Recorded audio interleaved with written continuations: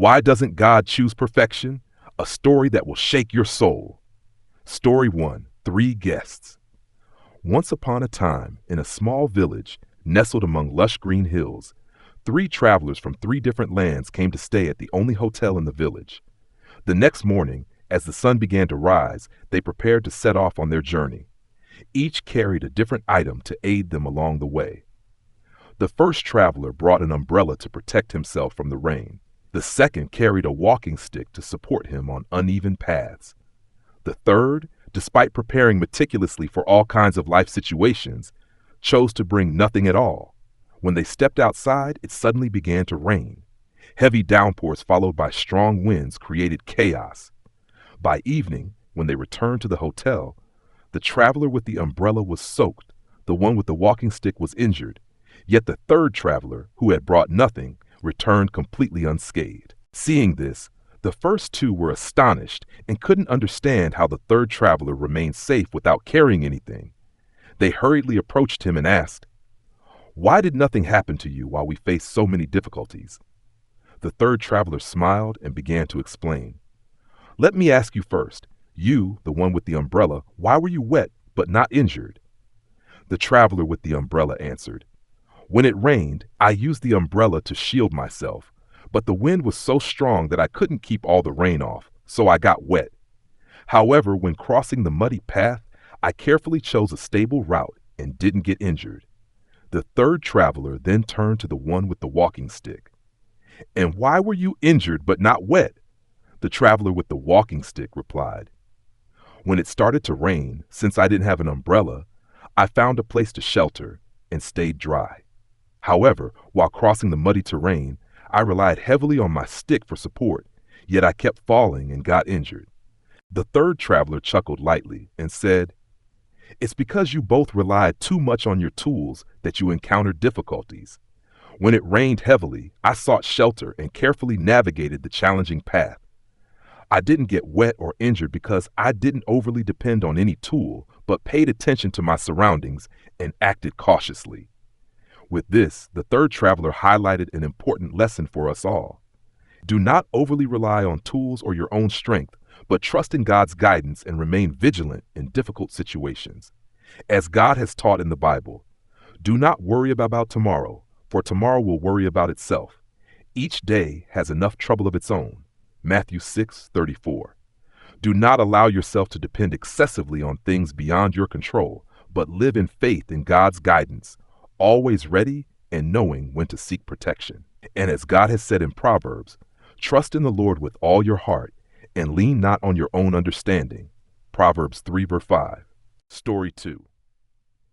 In a remote village where the light of God always shone, there lived a wise man revered by all for his wisdom and insight.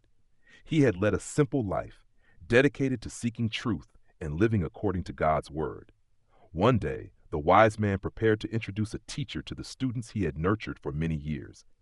These students, who deeply admired his wisdom, eagerly awaited the chance to meet and learn from this teacher. When all the students had gathered in a large room, the wise man entered, holding a small round stone. He placed the stone on the table, then turned to his curious students, whose eyes were filled with anticipation.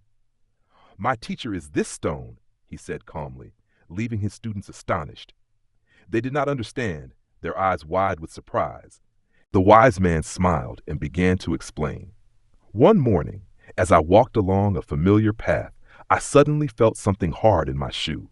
The sharp pain made me stop and remove the stone. When I sat down and took off my shoe, I realized that at that moment the path I was walking on had become extraordinarily beautiful. The pain from that tiny stone made me recognize the wonder of life that I had overlooked before." Looking at his students, the wise man continued, "This stone, though it caused me pain, opened my eyes to a new understanding. It taught me that sometimes in life, challenges, difficulties, and even pain are opportunities for us to realize the wonders of life. It is the teacher I had been searching for." One student, still grappling with the meaning of the story, asked, "Master, how can a stone be your teacher?" The wise man gently replied, "In the Bible, Jesus teaches us that all things work together for good." Romans 8:28. The things that cause us pain are sometimes God's way of helping us learn and grow. The stone in my shoe was a challenge, but it was also an opportunity for me to see the beauty of the path, much like how God uses trials to guide us closer to Him. The wise man looked at his students with grace and love and said, "A teacher is not only someone who imparts knowledge, but also the difficulties and challenges we face in life. Remember, as Jesus taught in the Gospel of John, I am the way, the truth, and the life, John 14, verse 6. We can find guidance in difficult moments when we embrace them with patience and trust in God's direction." The students remained silent, reflecting on their teacher's words. They realized that in life, challenges and pain are often opportunities to draw closer to understanding God and themselves. The small stone, though seemingly insignificant, carried a profound lesson. Pain can lead us to awakening and discovering the marvels of life. As the Bible reminds us, for those who love God, all things work together for good, Romans 8:28. It is through pain and trials that we can recognize God's hand guiding us toward a better future. The stones we perceive as burdens may actually be the means through which we learn and grow. And that was the profound lesson the wise man wanted to share with his students. Never underestimate the trials in life, for they may be the teachers that guide us to understanding and peace in God. One early morning, a man decided to hang a large painting in his living room. It was a painting of special significance, a precious memory he had cherished throughout his life. He thought it would be the highlight of his home, but before starting the task, he decided to invite his neighbor for help. The neighbor, whom he always trusted, readily agreed. Once the painting was temporarily hung on the wall, the neighbor looked at it and said, "It doesn't look quite right like this. If it were framed in wood, it would look better." The man immediately agreed, and together they set out to find wood to frame the painting. When they found a piece of wood, the neighbor continued to suggest, "Wait, this piece of wood is too long. It needs to be trimmed a bit." So the man went to find a saw, but after trying to saw a few times, the neighbor realized, this saw is too dull. It needs sharpening. They proceeded to find a file to sharpen the saw, but after the file wore down too much to grip, the neighbor suggested they needed to attach a handle to it. The story didn't stop there. The neighbor found a branch to use but realized before cutting it, the axe blade needed sharpening. Sharpening the axe required a whetstone, and to use the whetstone effectively, they needed to find a bench. Things seemed to spiral into chaos and difficulty, far removed from the initial task of hanging the painting, becoming an endless series of tasks. Eventually, the man had to go into the village to borrow a carpenter's tools, but never returned. That afternoon, the man encountered the neighbor again, who was on his way back carrying a bulky electric saw from the store. The neighbor seemed very busy, but had achieved nothing. He had spent so much time and effort in a chain of unproductive actions. This story led the man to realize an important life lesson. Just like in the Bible, the Lord teaches us in the book of Matthew, "For everyone who asks receives, the one who seeks finds, and to the one who knocks, the door will be opened." Matthew 7:7. Yet sometimes we fail to recognize the simple and direct steps we need to take, getting caught up in unnecessary tangles of worries and meaningless busyness. The neighbor in this story became overly focused on minor details, forgetting his original goal, to hang the painting. Similarly, in life, many of us are constantly busy with endless tasks, but fail to achieve the final outcome because we don't realize the simplest solution is often the only path to our goal. The Lord teaches us that in life, we must set the right priorities and avoid being distracted by unnecessary tasks. In his gospel, Jesus said, "But seek first his kingdom and his righteousness, and all these things will be given to you as well." Matthew 6:33. If we pursue what is most important and do not worry excessively about trivial details, we will achieve the ultimate goal of life, a peaceful and blessed existence. The story of the neighbor is not merely a tale about hanging a painting, but a lesson about how we sometimes complicate life unnecessarily. When we allow minor details and unimportant tasks to take over, we lose sight of the bigger picture of life and our goals. In reality, life requires us to be patient and focus on what truly matters, just as the Bible teaches us to choose what is better and not be distracted by many things. Luke 10:42. Through this story, We learn that although life is filled with challenges and endless tasks, if we place our trust in the Lord and work with the right focus, everything will come to us in a proper and fruitful way. Story 4. Joy of Fish. One day, two lifelong friends, one a sage and the other his student, were sitting by the Jordan River. The scenery was tranquil, the gentle waves lapping at the shore, and in the clear waters, fish swam freely. The sage looked at the fish beneath the transparent surface and said, "Look at those fish, swimming so freely and serenely. They seem so happy, don't they?" The student, hearing this, turned to his teacher and asked, "Teacher, you are not a fish. How can you know whether they are happy or not?" The sage smiled and replied, "You are not me. How can you know that I cannot understand their joy?" This story reflects the understanding of things we cannot directly experience, a familiar theme in Israeli culture, where lessons on empathy and love are emphasized throughout the Bible. In Exodus 23:9, God teaches us, "Do not oppress a foreigner.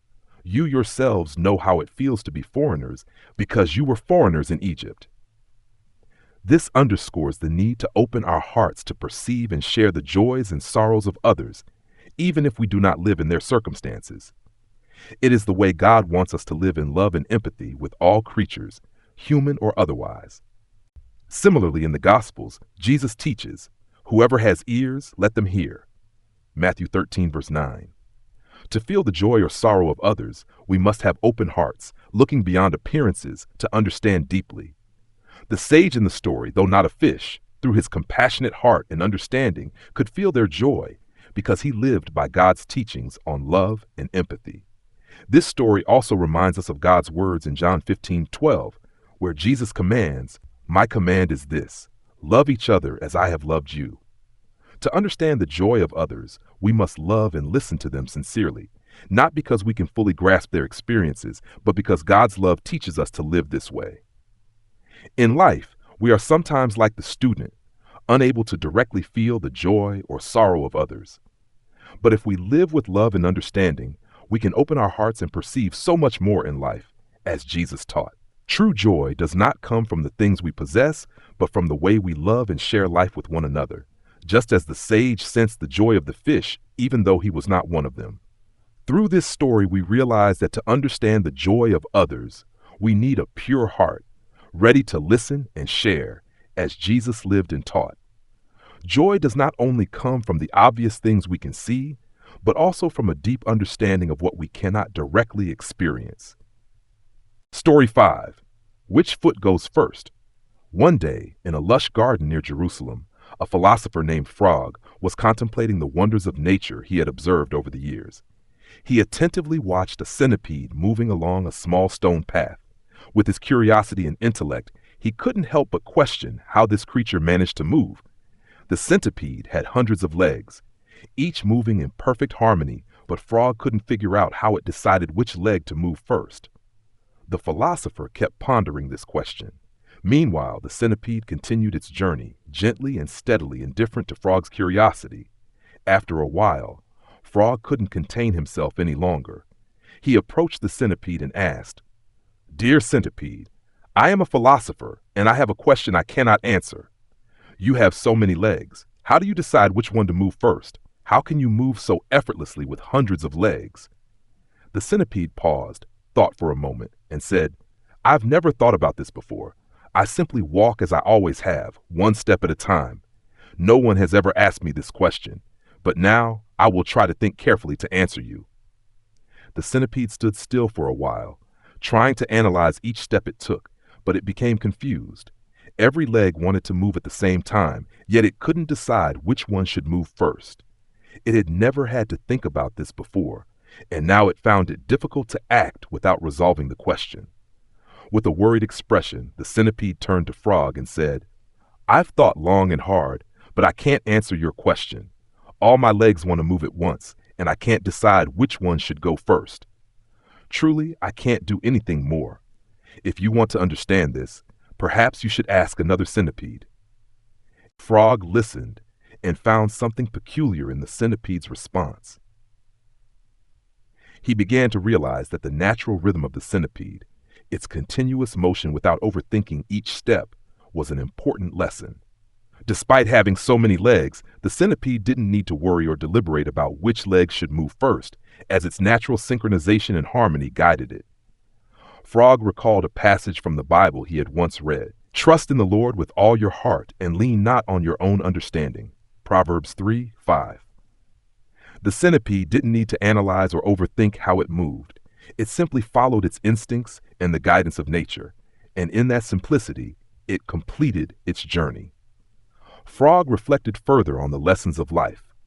Sometimes we are so preoccupied with thinking about the small details of life that we forget the simple and natural truths we need to trust and follow. Like the centipede, we don't always need to understand every step. We just need to place our trust in God and act with faith in His guidance.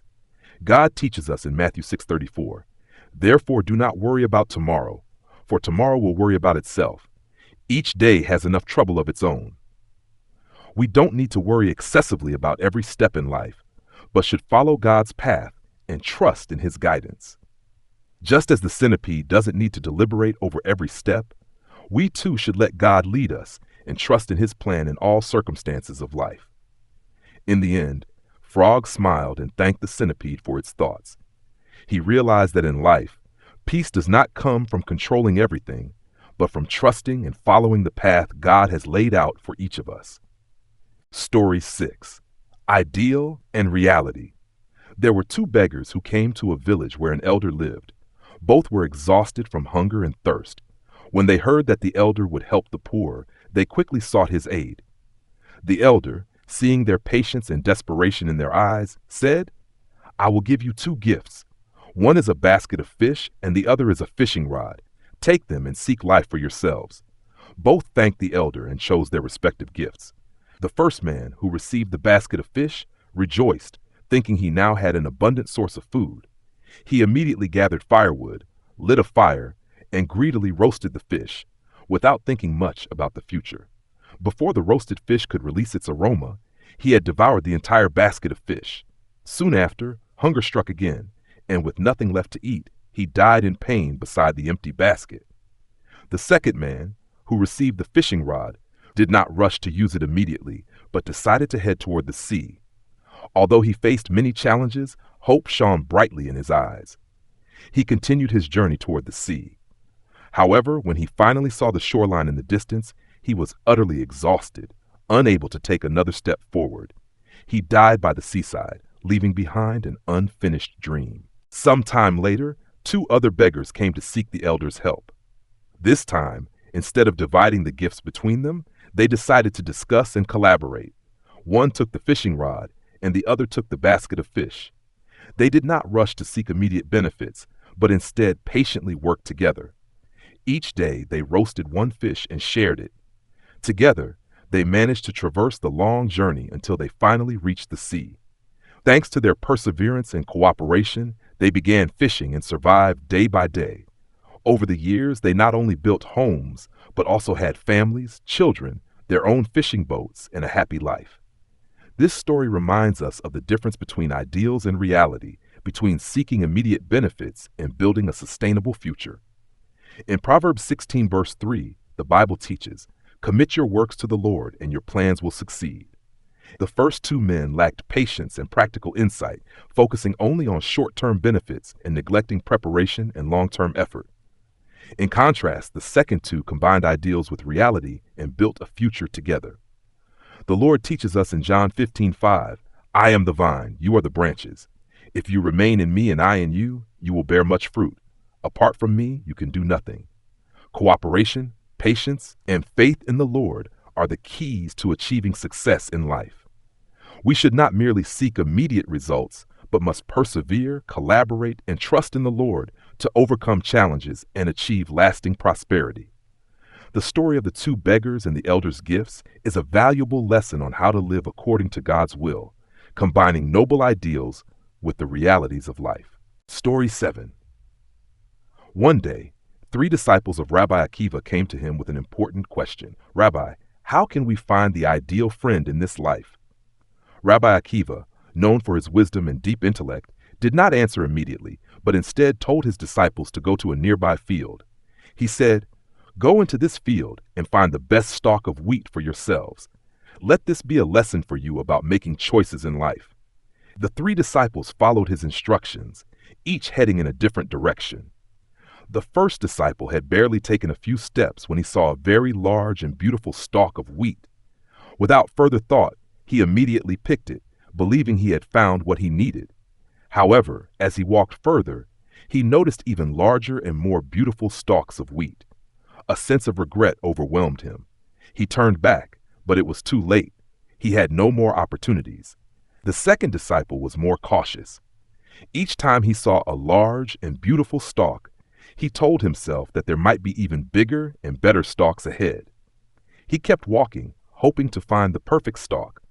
However, by the time he reached the end of his journey, he realized there were no suitable stalks left. He felt disappointed and regretful for not making a choice when he had the chance. The third disciple, having learned from his two friends, entered the field calmly. He divided his journey into three parts. The first third to observe and categorize the stalks of wheat, the second third to verify his evaluations, and finally, in the last third, he chose a large and beautiful stalk from among the best he had seen. Although the stalk he chose was not the largest or the most beautiful, he felt content because he had gone through the entire journey and made his decision carefully. Rabbi Akiva looked at his disciples and said, "Do you see?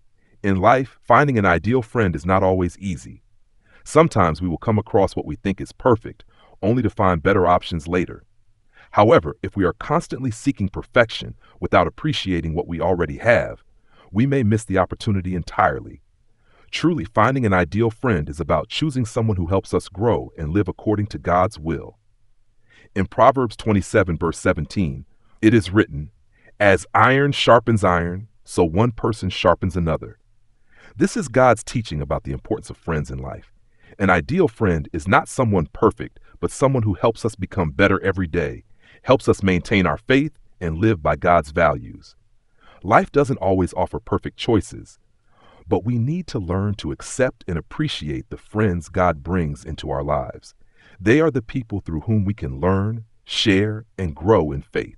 Just like the third disciple in the story, though we may not always have the best choices, knowing how to be content and value what we have is a priceless lesson in life. Story 8. Average Rate.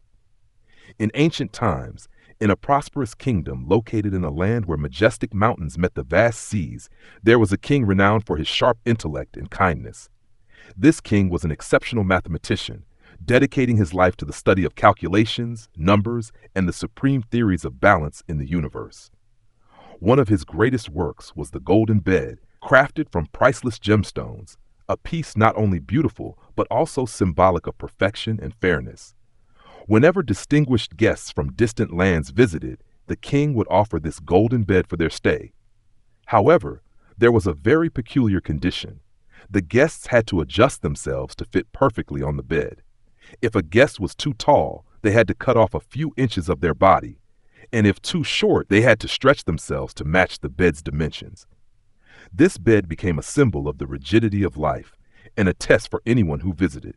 One day, when a group of travelers from faraway lands came to visit, they were all instructed to rest on the bed. Whether they were children, elderly, or strong young men, they all faced the same challenge. The bed never fit anyone perfectly. Those taller than average suffered the pain of altering their bodies to fit the bed, while those shorter had to endure the strain of stretching themselves to conform to the bed's demands. Among the visitors was a very wise man, someone who had endured many trials in his life. When he was asked to stretch his body to fit the bed, he looked at the king and asked, "Your Majesty, why must we change ourselves to fit an object that can never be perfect for everyone? Indeed, this bed was created from the mathematics you consider flawless, but why not create something that accommodates everyone?" The king fell silent, pondering the question. In his heart, the bed had always been a testament to absolute fairness, a theory he believed everyone in the kingdom should adhere to. But after hearing the question, he suddenly felt an emptiness in his soul. Could fairness truly exist if it failed to embrace individual differences and diversity? The guest continued with humility and wisdom. Perhaps fairness is not about forcing people to change to fit a single standard, but about helping them find balance in life without sacrificing their unique identity. We could build a world not based on unyielding standards, but one where everyone can live in harmony amidst diversity. The king reflected deeply and realized that his philosophy, though theoretically perfect, could not be applied to everyone. He understood that true fairness is not about compelling people to conform to a single standard, but about accepting differences and finding ways for all to coexist harmoniously. In the Bible, in the story of the Good Samaritan, Luke 10:25-37, we learn that loving and caring for one another is not about forcing others to follow our will, but about recognizing and accepting our differences. The Good Samaritan did not distinguish between Jews or others. He acted with compassion and love, caring for the wounded without demanding any change from him. Fairness is not an absolute calculation, but love and mutual respect, as illustrated in 1 Corinthians 12, verse 14-26, where we learn that every member of the community has unique value and contributes to forming a perfect body, where no one is the same, yet all are important. The king then understood that instead of forcing people to conform to a single standard, he needed to embrace diversity within his community and help them find balance in life. The golden bed, though beautiful and precious, was not a standard everyone had to follow. Each person had unique value and deserved love and respect. From then on, the king changed his perspective and began building a kingdom where everyone could live harmoniously in their differences. The golden bed no longer symbolized rigidity, but served as a reminder of love and mutual acceptance.